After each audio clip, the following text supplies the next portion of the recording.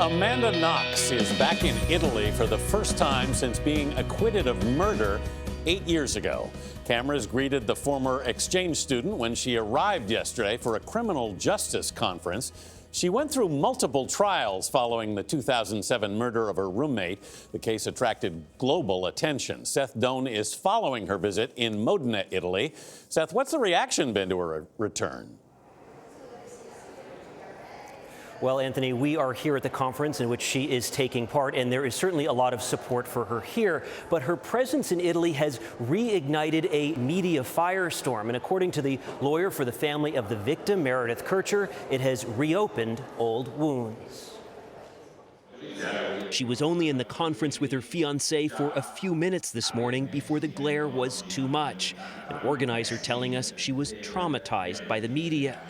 But Amanda Knox knows cameras. They trailed her for years here, though on this trip, her first back to Italy since 2011, she's appeared shaken. She's here to take part in a conference hosted by the Italy Innocence Project, which frees those wrongly imprisoned. Before coming to Italy, she posted pictures and published an essay, writing, "While on trial for a murder I didn't commit, my prosecutor painted me as a sex-crazed femme fatale, and the media profited for years by sensationalizing an unjustified story." Knox, originally from Seattle, served 4 years in an Italian prison for the murder and sexual assault of her roommate, Meredith Kircher. She left Italy when she was acquitted in 2011, but later was found guilty in absentia in a third trial, and was finally exonerated by Italy's Supreme Court in 2015. Amanda Knox said returning to Italy was either a homecoming, a deployment, or madness. I guess it could be a homecoming, deployment, and madness.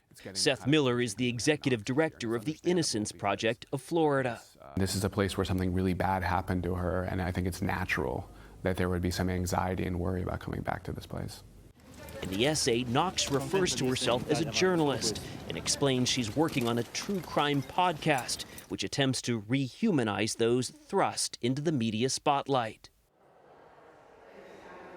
Knox did return to the conference a little bit later. Now, throughout the day since she arrived here in Italy, she has pretty much successfully dodged the media, but we do know she is being followed by her own personal videographer, so we cannot exclude the possibility that some of this is being choreographed for her own camera.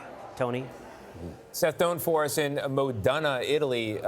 She seems to run from the cameras, but also be attracted to them. Yes. Yeah. I mean, I can understand the push and pull, because in a lot of ways, when she was on trial over in Italy, she kind of lost control of her identity. Her name was everywhere, but she didn't really get to say anything. Now she's trying to say something, but she has to deal with all of this still. Do it her own way, that's true. Thank you, Seth Doane.